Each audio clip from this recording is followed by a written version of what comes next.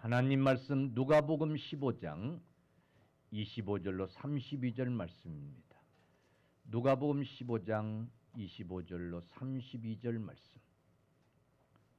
우리 같이 교독을 하겠습니다. 25절. 마다들은 밭에 있다가 돌아와 집에 가까이 왔을 때에 풍악과 춤추는 소리를 듣고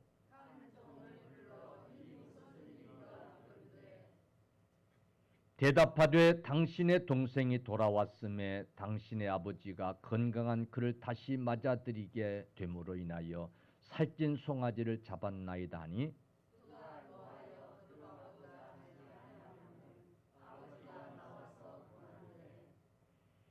아버지께 대답하여 이르되 내가 여러 해 아버지를 섬겨 명을 어김이 없거늘 내게는 염소 새끼라도 주어 나와 내 벗으로 즐기게 하신 일이 없더니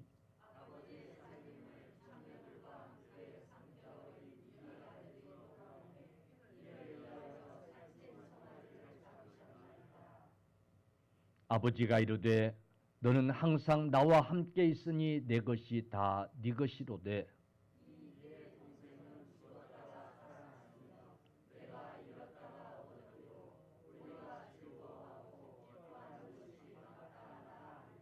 아멘. 아버지 하나님, 이 시간 저희들 주의 말씀 받기를 원합니다. 성령님이 함께하여 주옵시고 이 시간 성령님이 역사하여 주옵소서. 이 종을 붙드시고 사용하여 주옵소서.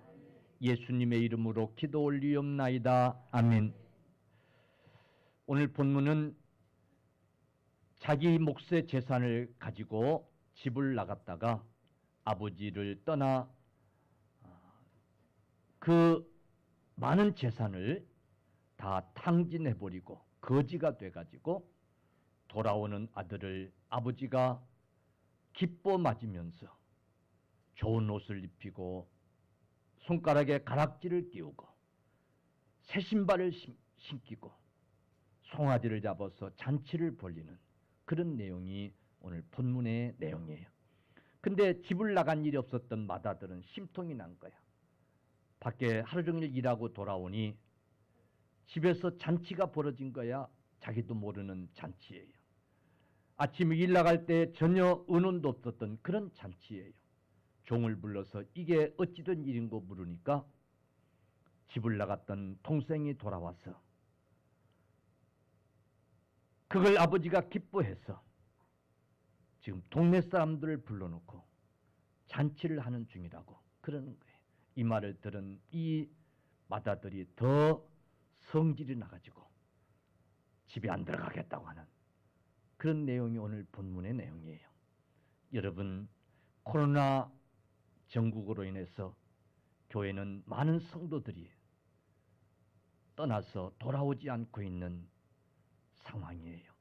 많은 조사들 통해서 나온 통계는 약 30%는 다시 돌아오지 아니할 것이라는 그런 통계들이 있는 것을 보게 돼요. 여러분, 오늘 교회는 그들이 비록 언제 돌아올지 모르지만은 위에서 기도하고 돌아오는 그들을 기뻐하고 기꺼이 그들을 위해서 잔치라도 벌리고 그들을 위해서 환영하고 여러분 기뻐할 수 있어야 될 줄로 믿으시기를 바랍니다. 아니 교회도 나오지 않고 2, 3년 동안 코빼기도 보이지 않고 그러던 자가 돌아왔는데 무슨 잔치를 하고 무슨 환영을 하고 무슨 기뻐하고 이 어려운 전국의 교회를 지킨 우리들은 아무것도 없었는데 하면서 심통을 부리는 마다들 같은 자들이 돼서는 안 될 줄로 믿습니다. 오늘 우리는 이 비유를 가리켜서 탕자의 비유, 돌아온 탕자의 비유라 그렇게 얘기들 합니다. 그런데 오늘 비유의 배경은 누가복음 15장 1절 2절에서 이제 찾아볼 수가 있습니다. 예수님 당시에 예수님의 설교를 들으러 온 자들은 두 가지 분류가 있었어요. 두 분류로 나눌 수 있었는데, 하나는 세리와 죄인들, 스스로도 그렇고 다른 사람들도 이들을 가리켜서 죄인이라고 취급하는 이 죄인들, 이런 사람들이 있었고, 그리고 다른 분류는 바리새인들과 율법학자들이었어요. 그런데 이 바리새인들이 예수님께서 이 세리와 같은 죄인들과 함께 한다고, 이 세리와 같은 죄인들과 벗을 하고, 이 세리와 같은 죄인들의 집에 가서 음식을 같이 먹고 이리 한다고 불만이 있는 거예요. 그때 우리 주님이 비유로 말씀하신 세 가지 비유의 말씀, 첫째는 잃은 양을 찾은 목자의 비유, 두 번째는 잃은 드라크마를 찾은 여인의 비유, 그리고 오늘 잃은 아들을 되찾은 아버지의 비유예요.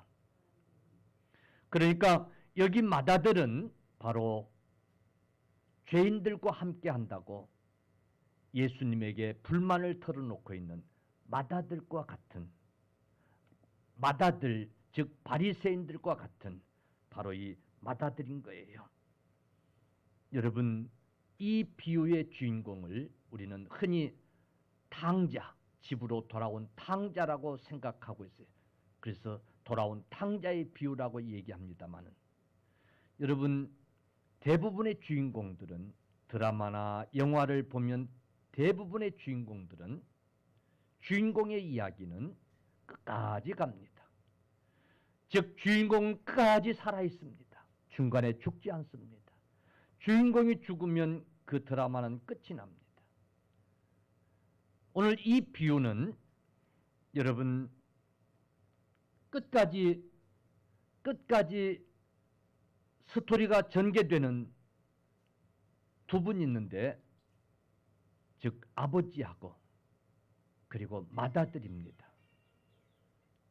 24절에서 돌아온 탕자 둘째 아들 얘기는 끝이 나요. 그래서 오늘 25절부터 맏아들과 아버지 이야기를 우리가 지금 읽은 거예요. 오늘 이 비유의 주인공은 어쩌면 아버지이고 그리고 맏아들이에요. 사랑하는 성도들이여, 오늘 저와 여러분들은 아버지와 같은 마음을 가지십시다. 여러분, 결론부터 말씀드리면 맏아들과 같은 성도들이 되지 아니하기를 주님의 이름으로 간절히 축원합니다. 아멘. 그래서 오늘 저는 이 맏아들의 행동을 좀 살피면서 함께 은혜 받으려고 그래요. 맏아들은 아버지에 대해서 대단히 섭섭해하는 그런 모습을 지금 볼 수가 있어요.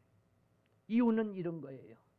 나는 집을 나간 일도 없고, 나는 아버지의 명을 거역한 일도 없고, 나는 너무 착실하게 열심히 일만 했는데, 그런데 아버지는 나를 위해서는 양새끼 한 마리 안 잡아서 친구들 한번 초청해서 대접하도록 그런 일이 없다는 거예요. 아버지는 나를 위해서 한 일이 아무것도 없는데, 그렇게 고생하고 그렇게 열심히 한 나를 위해서는 아무것도 아버지는 한 일이 없는데, 아버지의 재산을 절반은 갖다가 다 탕진해버리고 돌아오는 아들, 거짓골이 돼가지고 돌아오는 아들, 그 아버지를 그렇게 속썩이고 그랬던 그 아들이 돌아오니까 저렇게 잔치를 벌리고, 보니까 새 옷도 해 입히고, 손가락에는 반지를 끼워가지고 반짝반짝하고, 신경질 날 만도 하죠. 그죠? 섭섭할 만도 하지요. 셈이 날 만도 하지요. 그래서 아버지한테 몹시 섭섭해하고 있는 거예요. 그게 오늘 본문의 내용이에요. 자, 그러면 오늘 이 마다들은 단순히 나를 위해서 아버지가 아무것도 한 일이 없는데 저 아들을 위해서는, 저 둘째를 위해서는, 집을 나갔던 저 둘째를 위해서는 저렇게 잔치를 벌리고 저렇게 기뻐하나, 그것 때문에 지금 섭섭해하고 있는가? 우리를 한번 좀 생각해 볼 필요가 있어요. 여러분, 이 둘째 아들은 과연 도대체 왜 이렇게 섭섭해하고 있는가? 아버지 마음을 가지고 함께 기뻐할 수는 없는가? 우리가 조금만 생각을 좀 바꾸면, 그래서 아버지 마음을 이해하면, 여러분 지금 아버지가 그 돌아온 아들을 위해서 쓰고 있는 그 잔치를 통한 비용, 그게 문제입니까? 그지요? 그 아들에게 새 옷을 해 입히고 손에 가락지를 끼워주고 새 신발을 신기고 동네 사람들 초청해서 잔치를 벌이고, 여러분 그 비용이 얼마나 들었는지 모르지만은 아버지 마음을 품는다면 그렇게 섭섭해할 일인가? 과연 이 아들은 지금 이 작은 아들 동생을 위해서 쓰고 있는 그 아버지의 돈이 다 내 것인데 왜 내 허락도 없이 아버지는 저렇게 지금 사용하고 있는가? 그래서 섭섭해하는가? 과연 이 아들은, 이 맏아들은 집을 나간 일이 없이 아버지의 명을 거역한 일이 없이 충성하고 헌신한 것이 과연 누구를 위해서 한 일인가? 혹시 그것이 자기를 위해서 한 일은 아니었을까요? 그래서 지금 저렇게 섭섭해하고 있는 것은 아닐까요?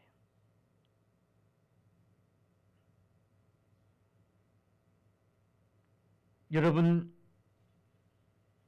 오늘 하나님은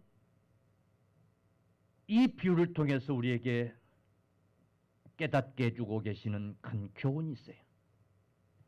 일찍이 스가랴 선지자를 통해서 온 땅의 백성들과 제사장들에게 이르라고 하신 말씀이 있는데, 스가랴서 7장 5절 6절 보니까 너희가 70년 동안 다섯째 딸과 일곱째 딸에 금식하고 애통하였거니와, 몇 년 동안? 몇 년 동안이요? 70년 동안. 다섯째 딸과 일곱째 딸이 되면 어김없이 금식하고 애통하였거니와, 그 금식이 나를 위하여, 한 번 더 나를 위하여, 이런 말씀을 하세요. 그 금식이 나를 위하여 한 것이냐? 너희가 먹고 마실 때에 그것은 너를 위하여 먹고 너를 위하여 마신 것이 아니냐? 다시 말하면 백성들이 70년 동안이나 다섯째 딸과 일곱째 딸에 금식하고 애통해하며 한 것이 하나님을 위한 것이 아니고 먹고 마시기 위하여, 즉 자기들을 위하여 한 것이 아니냐고 우리 주님이 그렇게 스가랴를 통해서 백성들에게, 제사장들에게 외치라고 하셨어요. 여러분, 과연 맏아들은 누구를 위하여 이랬기에 지금 그렇게 화를 내고 있는 것인가 하는 거예요. 오늘 충분히 합리적으로 의심할 수 있는 것은, 오늘 이 맏아들은 아버지를 위하여 한 것이 아니라, 집안을 위하여 한 것이 아니라, 이제 내 동생이 자기 몫을 받아 다 떠났으니 이제부터 자기가 하는 모든 것은 다 내 것이야, 내 몫이야. 즉 자기를 위하여 한 것이 아니었는지 우리는 의심해 볼 수가 있는 대목이에요. 그래서 지금 분노하고 있고 그래서 지금 매우 섭섭해하고 있는 거예요. 마태복음 20장에는 이런 비유가 있습니다. 포도원 품꾼들의 비유예요. 아침에 일찍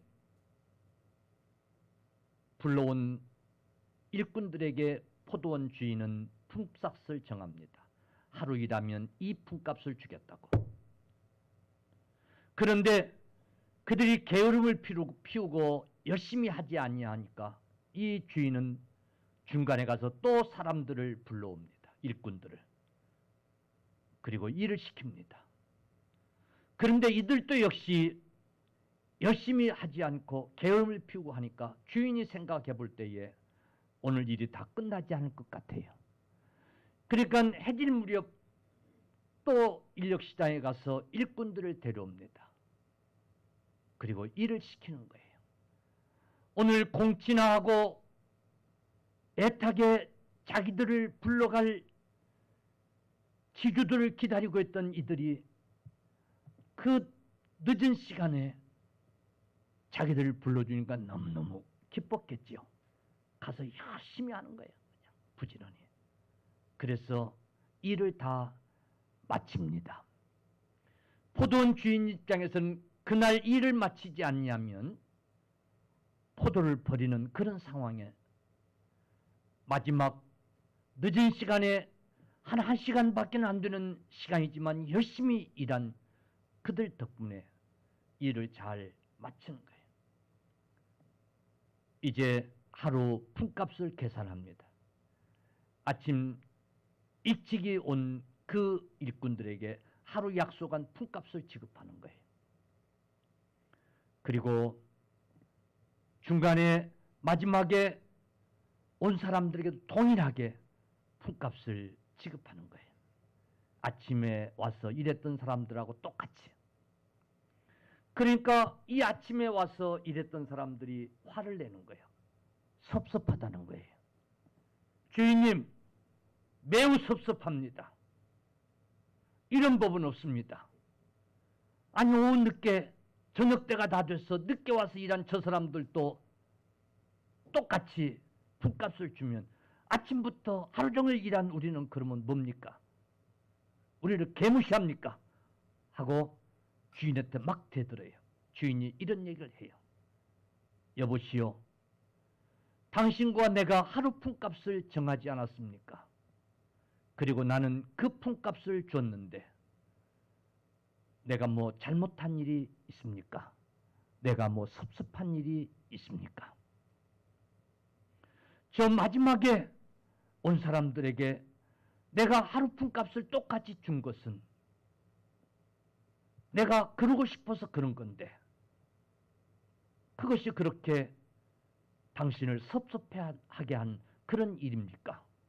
라고 이렇게 한 말씀을 우리는 보게 돼요. 여러분, 해진녘 늦게 부름을 받았지만은 일할 수 있었고, 그러나 하루 품값을 받은 것은 여러분 하나님의 참 은혜인 거예요. 아멘. 주인의 은혜인 거예요. 야, 참 이 주인 고맙네. 1시간 일한 품값만 줄 줄 알았는데 아침부터 일한 사람하고 똑같이 참 주다니 놀라운 은혜네 하면서 기뻐한 거예요. 할렐루야. 여러분, 그게 은혜인 거예요. 아멘. 예, 그게 은혜인 거예요. 마다들도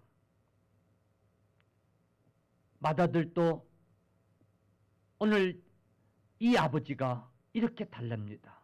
얘야, 네 동생은 잃었다가 찾았고 죽은 줄 알았다가 살아왔지 않느냐? 너는 항상 나와 함께 있었고 내 것이 다 네 것이 아니냐?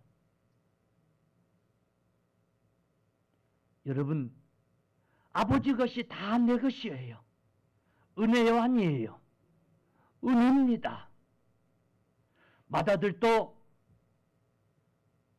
아버지 것이 다 내 것인 줄로 알고 은혜로 봉사하고, 아니 은혜로 섬기고 일할 수 있었어야 되는 거예요. 할렐루야.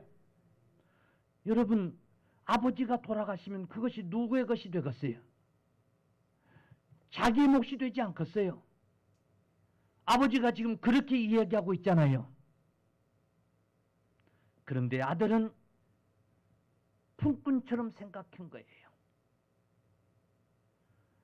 나에게는 일한 만큼 대가를 지불하지 않고, 나에게는 일한 만큼 대접해 주지 않고, 집을 나가서 탕진하고 돌아온 내 동생에게는 저렇게 후하게 잔치를 베풀구나. 그것은 품꾼의 생각인 거예요. 그것은 품꾼의 여러분 태도인 거예요. 사랑하는 성도들이여, 오늘 저와 여러분들은 어떤 모습으로, 어떤 마음가짐으로 신앙생활을 할 수 있어야 할 것인가를 우리에게 교훈해 주고 있는 그런 사건인 줄로 믿으시기를 바랍니다. 그런 비유인 거예요. 할렐루야. 여러분, 그런데 여전히 우리도 맏아들같이 그렇게 행동하고 있지는 않습니까? 여러분, 우리가 헌신하며 하나님 앞에 충성하며 하나님을 섬긴다고 섬기는 그 모든 것들이 혹 나를 위하여 하는 것들이고, 뭔가 보상을 기대하고 뭔가 대가를 기대하고 하는 그런 충성이고 그런 헌신이고, 그래서 종종 나는 이렇게 하는데 하나님은 내게 해주신 것이 아무것도 없어. 하나님은 내게 베풀어 주시는 것이 아무것도 없어. 신앙생활 수십 년 동안 과연 하나님이 내게 베푸신 것이 뭐 있어? 라고 하면서 섭섭해하고 삐져가지고 입이 대짜나 나오고, 그래서 맏아들처럼 이제 나 교회 안 나갈 거야, 나 집에 안 들어갈 거야, 저 집을 나갔다 돌아온 저 둘째를 위해서 저 잔치를 벌이고 있는 저 아버지 모습 나 보기 싫어. 나를 위해서는 아무것도 해준 것이 없는 하나님 아버지, 나 이사 더 이상 보고 싶지 않아 하면서 교회 밖에서 서성거리고 있고, 하나님이 얘야 그게 무슨 소리냐, 내 것이 다 네 것인데, 내 것이 다 네 것이거늘 집을 나갔다 돌아온 저 동생, 죽은 줄 알았는데 살아온 저 동생, 저 동생을 위해서 기뻐하고 그렇게 함께 잔치를 베풀고 그리 할 수 있어야 되지 않았겠냐. 하나님이 나오셔서 달래보지만은 여전히 돌아오지 않으려고 하는, 집으로 들어가려고 하지 않는 맏아들 같은 그런 신앙생활을 할 때가 우리도 많이 있었지 않았는지, 아니 앞으로도 그럴 가능성이 있는 맏아들 같은 뭔가 기대를 하고 대가를 생각하고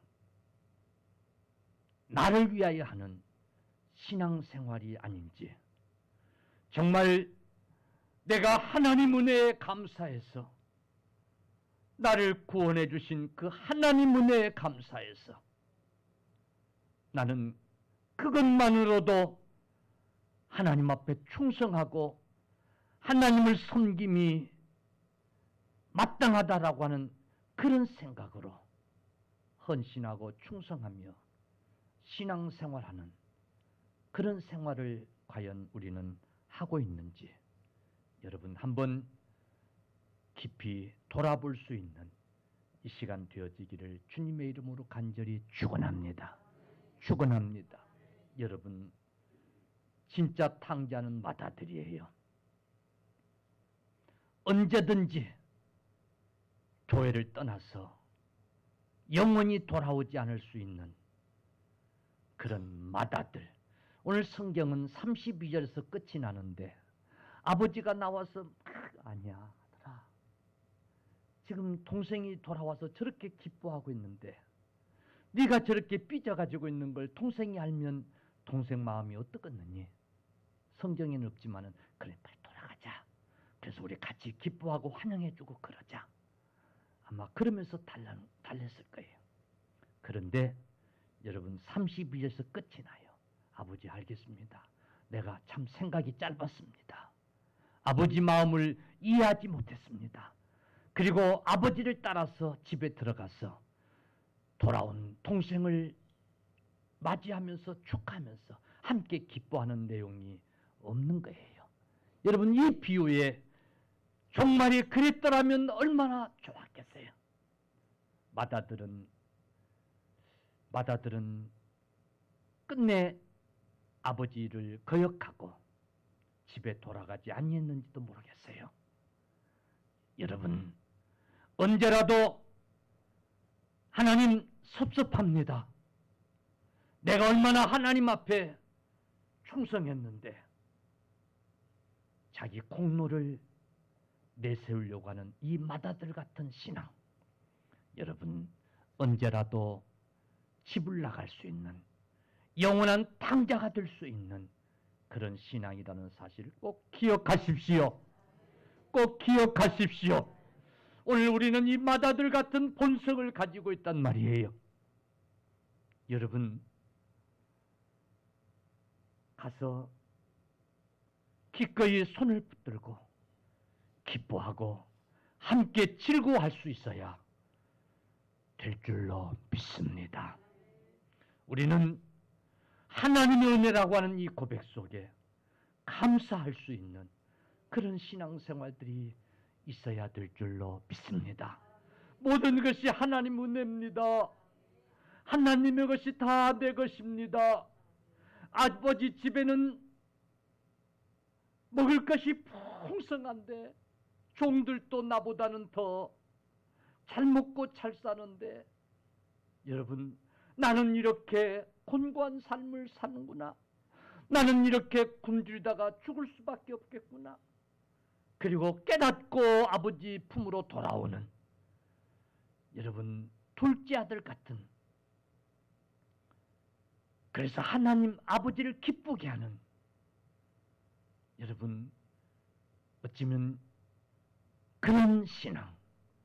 그래서 다시는 아버지 집을 떠나지 않는, 그래서 다시는 모든 것이 은혜라고, 이제는 종으로 나를 여겨줘도 감사하다고, 나는 이제는 아버지가 아무것도 안 해줘도 아버지 집에서 그저 먹고 살고 그저 그런 것으로도 만족하며 기뻐하며 살겠노라고 아버지 집에 돌아와서 그렇게 사는, 여러분, 이 둘째 아들, 이런 신앙생활이 우리에게 필요한 줄로 믿으시기를 주님의 이름으로 간절히 축원합니다.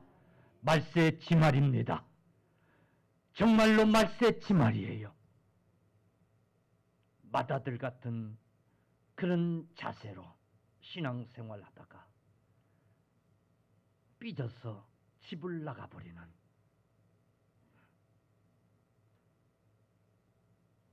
그런 일이 없기를 주의 이름으로 축원합니다. 그럴 분 있으면 한번 손 들어보세요. 예? 그런 성도들이 돼서는 안 돼요. 할렐루야. 예, 사랑하는 성도들이여, 아버지 마음을 이해하고 아버지와 함께 기뻐할 수 있는 우리 모든 성도들 다 되십시다. 코로나로 인해서 정말 이제 교회를 찾는 한 분 한 분들이 정말 귀한 분들이 됐어요. 그런 때가 됐어요. 여러분, 정말 교회는 그들을 집을 나갔던 둘째 아들이 돌아오는 아들을 보고 기뻐한 것처럼 그런 아버지 마음으로 우리 환영하고 기뻐할 수 있기를 주의 이름으로 축원합니다. 여러분, 자기 물건을 팔아먹으려고 하는 장사꾼들도요, 그거 자기 물건 하나 팔아먹으려고 손님들이 왕이라고 하는 그런 자세로 온갖 비율을 다 맞춰주면서 그거 하나 팔라고, 그거 하나 팔아야 이윤이 얼마 되지도 않는데, 에이씨, 나 같으면 그냥 그럴 법도 한데, 그 비율을 다 맞춰가면서 그러면서 그렇게 장사를 하는데, 여러분, 한 영혼이 천하보다 더 귀하다고 그랬는데, 아버지에게 집을 나간 아들이 돌아온 그 아들이야말로 그거 돈 몇 푼 들여서 잔치하는 거 그거 아까울 거예요. 그래 안 그래요? 자기 재산 절반을 다 바쳐서 그래서 환영한들 그게 아깝겠어요? 여러분, 그 아버지 마음으로 정말 왕같이 그렇게 대접하고 기뻐할 수 있는, 그래도 조금도 섭섭하지 않을 수 있는 저와 여러분 다 되시기를 주님의 이름으로 간절히 축원합니다. 축원합니다. 축원합니다. 어쩌면 교회는 이 코로나 전국 시대에 그 이후에 교회를 찾는 그들을 위해서 정말 모든 사랑을 아끼지 않고 모든 것을 다 아끼지 않고 투자할 수 있는, 정말 잔치라도 벌릴 수 있는 그런 교회가 되어야 될 줄로 믿습니다. 아멘. 아멘.